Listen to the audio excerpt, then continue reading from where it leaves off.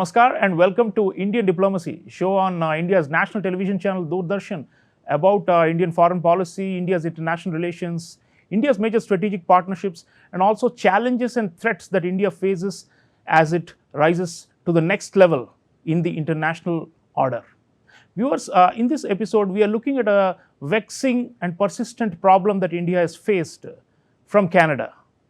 Anti-India separatist, terrorist, extremist, and criminal networks have taken root in Canada for a long time and have become a source of major conflict between the two countries, causing diplomatic rift and also questions about how Western liberal democracies are able to tackle this menace. So in this episode, we are going to be looking at the Khalistan problem that has taken root in Canada, why it has such a deep and pervasive presence there, and what can be done to try and overcome this menace.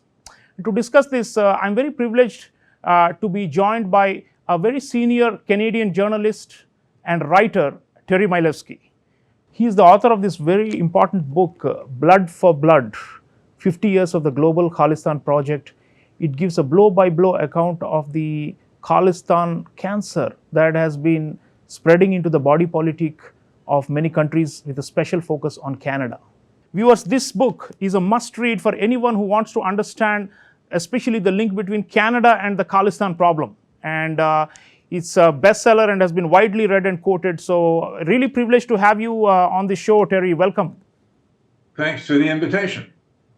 Terry, so there is this massive flare-up between India and Canada with expulsion of diplomats on both sides, and it's not looking pretty, and we would have liked to have friendly relations, but they're getting worse. And you've been a long-time observer of this problem and have written so much and have documented it so extensively in this book and in all your writings and your shows. So it will be helpful for our viewers to begin with to understand why Canadian Prime Minister Justin Trudeau is upping the ante, going public and repeatedly accusing India of things when India has been asking for the Khalistani terrorists to be brought to justice for such a long time. But instead now Canada is trying to say that the problem is with India's behavior and not with Canada's behavior. So it will be really useful for us to begin with to understand Justin Trudeau and his politics and how this is linked to this latest round of accusations. Well, politics may have something to do with it, to put it mildly. As you know, Trudeau is at a low ebb in the polls, and the pollsters predict that he will almost certainly lose the next election next year. It's expected in Canada. And so this has given rise to many conspiracy theories about how Trudeau is trying to dream up these accusations in order to prove a political standing. I believe these theories are nonsense. Firstly, and most significantly, because it wouldn't boost his standing. The Canadians pay very little attention to this trial. They've already decided, according to the pollsters, that Trudeau is toast. It won't make any difference one way or the other whether things go well with India or not. I need only add, as an indicator of what I'm talking about, that on the anniversary last year of the Air India bombing of 1985, the worst terrorist attack in Canadian history, 300 civilians slaughtered for nothing, that the Indian side repeatedly warned Canada that these plots were afoot, that they were going to try to smuggle explosives onto the plane, and Canada just ignored it. They put that warning on the shelf. That was 3 weeks before the bomb. Yeah. So there's a very long and sad history of indifference on the part of Canada to India's complaints. And I personally believe that Indian anger about this, which has been building now for 40 years and more, is entirely justified. At the same time, India has done not a stellar job, let's say, to put it politely, of presenting evidence that would stand up in a Canadian court. It's all very well to say, well, we've designated Gopal Singh, speaks for justice, as a terrorist. Therefore, he's a terrorist, and you're supposed to just accept that without any evidence. And what? What are we supposed to do with it? He hasn't broken any Canadian law. He doesn't face any Canadian charges. There is free speech in Canada. That is not going to change. It's a free speech country. So there's a tug of war between the two. India has become angry, and now we find ourselves in the position where India, according to these allegations from Trudeau and from the RCMP, the Royal Canadian Mounted, has gone too far, has crossed the line into illegality. Now, there is another problem that I will mention because it's timely. That is that India today, as you have seen in the headlines, is again accusing Trudeau of making false allegations. So these are baseless allegations. At the same time, simultaneously, India is looking at the same allegations from the United States, the FBI, and saying, oh, take this very seriously. We're going to appoint a high-level committee. The committee is traveling to the United States. I think they're there now. Yeah. And so it's confusing, and it makes the Indian side, of course, in a very difficult position because they've got to pick a lane. Are these allegations absurd when they come from Trudeau and be taken seriously when they come from the Biden administration? Well, why is that? They're the same allegations. And those two, no. These are separate files, I think, are fooling you. If you read the American indictment, and I urge your viewers to do that, look at paragraph 6, for example. Look at paragraph 28. You can Google it. And you will see the suspect in that case assuring his hired hitman that, don't worry, Panoon is a target of our murder plot, and so is Hardeep Singh Nijjar in British Columbia in Canada. One plot, any target. Yeah. Point taken, Terry. In fact, you made this also in the book, the comparison between the US, UK, Germany on one hand, where there is a significant Sikh diaspora and also a small minority among them who are the radical Khalistanis who are based in these countries also. But of course, they're also in Canada. But you made the point in the book that from Canada, they've been a lot more capable of carrying out violent activities and of causing a bigger headache for India than from the other countries. And you've used the term safer haven. And Canada has been a safer haven than most other countries. So on that point, I think the difference, the way we are seeing it is that, it's not Joe Biden, the president, who's coming out and openly, accusing India in the US case or in Australia or in the UK or in Germany, right? But here you have the Canadian Prime Minister himself going public and repeatedly making these allegations, which has ruffled feathers. So on the Canada point, the exceptional role of Canada, I'd like you to please go in a little deeper and explain to our viewers. You've said Canada has a congenial legal and political environment in which these terrorists have been thriving. So what is this politics? I mean, we keep saying that it's domestic politics in Canada, but it will be helpful for our viewers to understand why Canadian politicians of different hues, but especially the Liberals under Justin Trudeau and their coalition partners, the Jagmeet Singh and the NDP, these two parties have in particular pandered to the Khalistani threats and pressure and inducements much more than the Conservatives, although you have shown that all types of Canadian politicians are wary of upsetting these Khalistani. So how is it that a small minority within a minority, which went and settled in Canada, has become is able to act with so much impunity? And why are these politicians scared of taking on the Khalistanis? It will be helpful for our viewers to know. If you find out, let me know, because this is a very difficult question to understand. And in order to cut to the chase, I will be unkind about my fellow Canadians. Politicians have been lazy and dumb and ignorant by buying the propaganda. They have been patsies.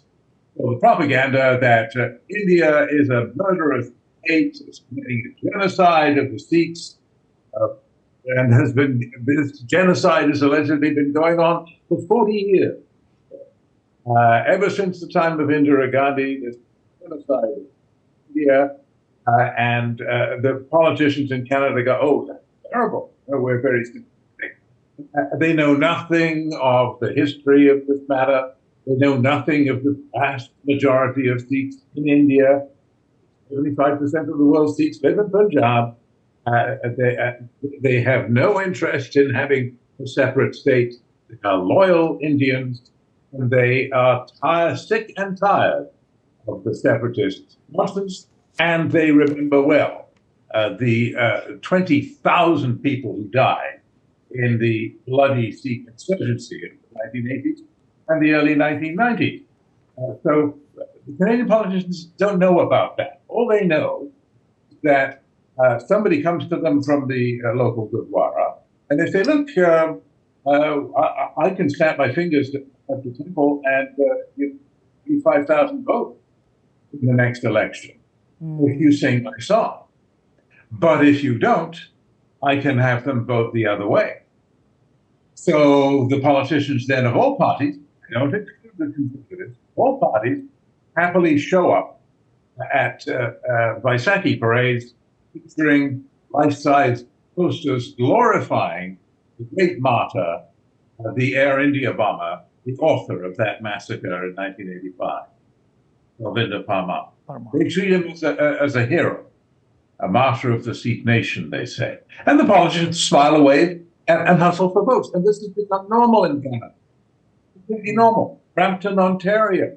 The truck goes down on the festival day through the middle of the city, carrying a colorful diorama illustrating and celebrating the assassination in 1984 of Indira Gandhi, October the 31st of 1984, with lots of red paint splashed on her sari so that kids don't miss the message.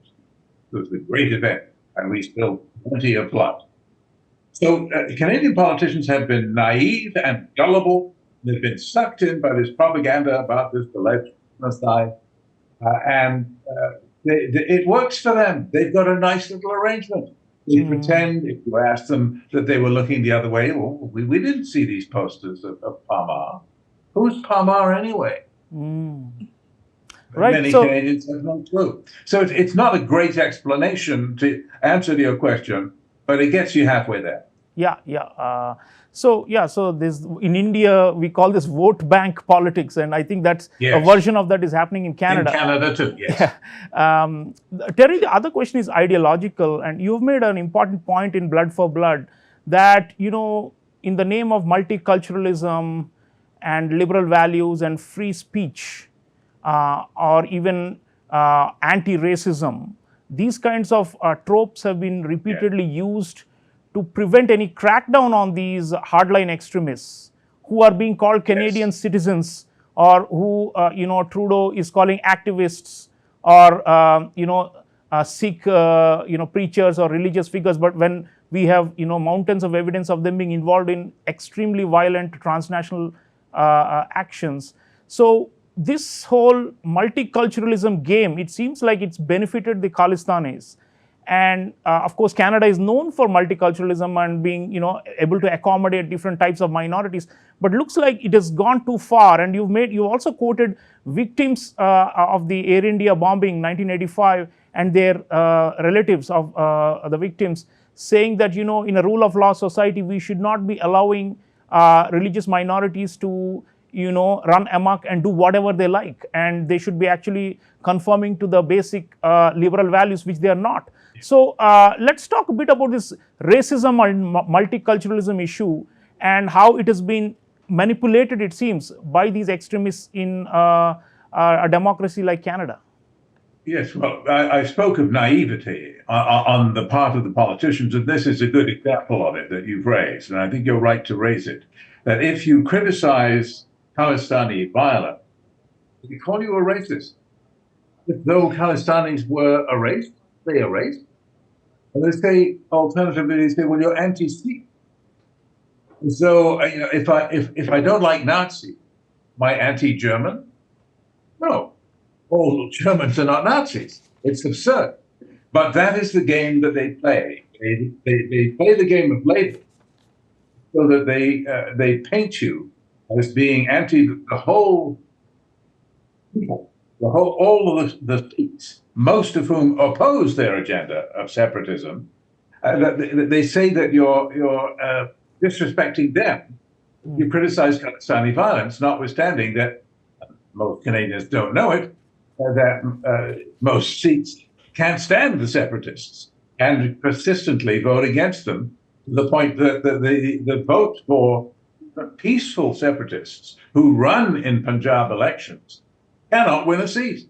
Terry, the other point you made was that the legal and the law enforcement system in Canada has also been in some ways exploited. The loopholes and the weaknesses in them have been exploited, Yes.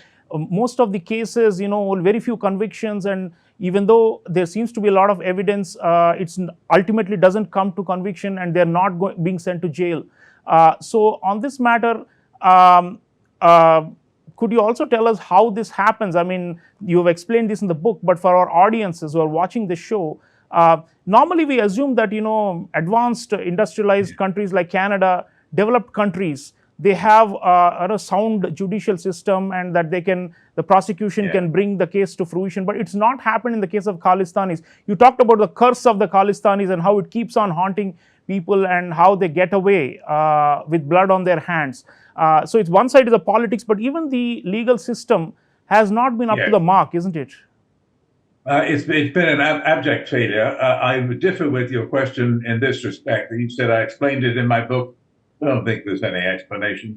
I don't think I did a very good job of explaining it. It's inexplicable that the Canadian legal system bent over backwards to backflip to accommodate the most outrageous objections by the Council of Air India. Well, evidence that was damning was all excluded. I mean, all the best evidence was thrown out. The plotters of the Air India bombing were under police surveillance, under surveillance by CSIS, security agency in Canada, for 3 months before the bombing, and they still didn't figure out what they were up to. Didn't take it seriously. And the legal system, which is acutely sensitive in Canada to making sure everyone has equity, extended gift after gift to the defense counsel. I sat through the whole trial. I saw it happen. The wiretaps, no, we can't use those because the original great. No, oh, this witness, no. This witness was scared of being killed. So they were silent on the witness stand. So we can't count their evidence, even though they gave sworn statement what they heard and saw previously. And this witness who died, who was assassinated in his car, Mara Singh Hare, we can't use his evidence either, even though he too, his sworn statements on videotape, we can't use his evidence because, oh, well, he's not here to cross-examine, so we'll just throw it all out. The legal system has a lot to answer. You're right to point out that it failed Canadians in the case of Air India. Right. I apologize. I'm going to have to go in 1 minute, but how about a last quick one? I'll wrap it up now for you, Terry. India and Canada, historically, we've always had a large immigrant community there, and a lot of positive things in this relationship. It should have been a friendly or even a strategic partnership like we have with the US, but for whatever reason, things have gone adrift, and a lot of it you have explained has to do with the domestic politics in your country. But what is the hope for the future? We would like to have friendly relations, but with Justin Trudeau in power, we are not able to see any hope. Yeah, I see your point. I'll be brief, and I apologize again for having to go so quickly. The outlook, I think, is that both countries must. The only way out is if both countries acknowledge the miscalculation, a gross mistake. India clearly thought that it could get away with more than it legally can in Canada, and Canada thought that it could get away with indulging Khalistanis, ignoring Indian needs, so they were willing. Both sides must change that. Both sides will have to reach an accommodation, figure out how they're going to deal with the culprits in various kinds of Canada pledges, do what the Americans have already done in getting during quiet arrest of an Indian government official implicated They are named by the Washington Post, and uh, and I won't say sweep it all under the rug, but at least counter it all. Try to get diplomatic relations back on track. I'm sure you and I hope that they achieve this recovery because they need to. These are two good countries, democracies, and we need to wish them the best in the future, flourishing relationship. But it may take a while. It may take a while. Thank you, Terry Milewski. Thank you. Thank you so much. And viewers, the sum of this conversation with noted Canadian journalist Terry Milewski is that there is a Khalistan problem in Canada. It's quite deep-rooted, and he has explained the political as well as the legal side to this problem. And his book, which I have recommended for you, Blood for Blood, gives actually a blow-by-blow account of how the Khalistan problem has festered and grown bigger and bigger in Canada. And of course, both countries would like to have friendly relations, and this is not how accusations, when they're made publicly by a head of a government, it does not show a certain leadership dignity and decency. So obviously people are upset in India, but in the long run, nobody is in power forever. And in the long run, we expect that we can improve Canada-India relations. And Canada-India relations, because of the large presence of Indian origin diaspora there, not only Sikh diaspora, but also Hindu diaspora. It's a very large group, and it's growing and it's influential. We would expect that eventually we can restore the people-to-people linkages and make them stronger. And of course, we have to address the cancer of Khalistan. If we are not able to overcome this menace, which has been using Canada as a safe haven and as a harbor from which to shoot at us in India, I don't think we will be able to reach any accommodation. So of course, all sides have to make compromises, and that's how ruptured relationships ultimately are overcome, and we will be able to find peace and friendship again. But do keep in mind that as long as the root causes of the problem are not addressed in Canada itself, it's going to be a very difficult task. Thank you for watching, and I'll see you again next time. Until then, take care.